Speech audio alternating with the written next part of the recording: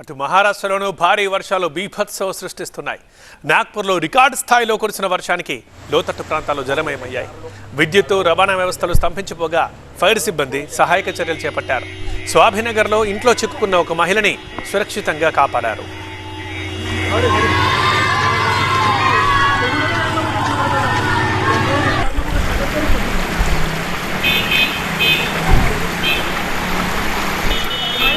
మరోవైపు సతారా జిల్లాలో కూడా వర్షాల ప్రభావం తీవ్రంగా కొనసాగుతోంది. సతారా జిల్లాలో కేల్ఘర్ ఘాట్తో పాటు మహాబలేశ్వర్ మేధా రహదారిపై కొండ చర్యలు విరిగిపడడంతో రాకపోకలు నిలిచిపోయాయి.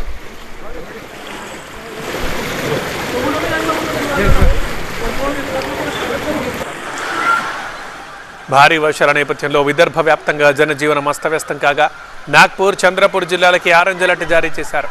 విదర్భ వ్యాప్తంగా స్కూళ్లు, కాలేజీలకు సెలవులు ఇచ్చారు. అత్యవసరమైతే తప్ప ప్రజలు ఇళ్ల నుంచి బయటకు రావద్దంటూ హెచ్చరించారు.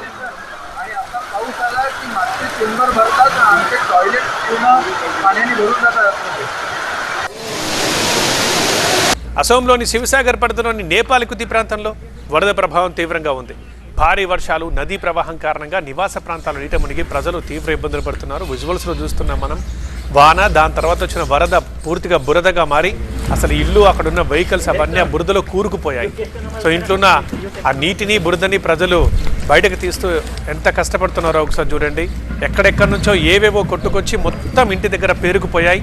ఆ వెహికల్ అయితే ఒక 10 ఏళ్ల నుంచి అక్కడ ఉందా అన్నట్టుగా కనిపిస్తోంది. అంత కూరుకుపోయింది ఆ బురదలో. ఇల్లు కూడా అట్లాగే ఉండే పరిస్థితి. నాగాలాండ్లో కొండ చర్యలు విరిగిపడి వరదలతో దెబ్బతిన్న ప్రాంతాల్లో వాయుసేన సహాయక చర్యలు ముమ్మరం చేసింది. ఇప్పటిదాకా వందలాది మందిని సురక్షిత ప్రాంతాలకు తరలించింది.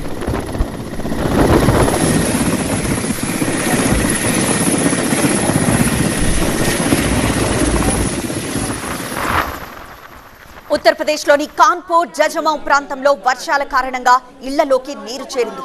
అప్రమత్తమైన అగ్నిమాపక సిబ్బంది నీట మునిగిన ప్రాంతాల్లో చిక్కుకున్న వారిని సురక్షితంగా బయటికి తీసుకొచ్చారు.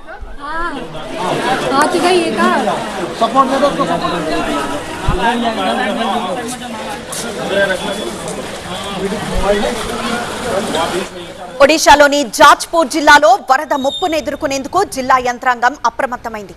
కలెక్టర్ నేతృత్వంలో అధికారులు అప్రమత్తమై సహాయక చర్యలకు సంబంధించి ముందస్తు జాగ్రత్త చర్యలు చేపట్టారు.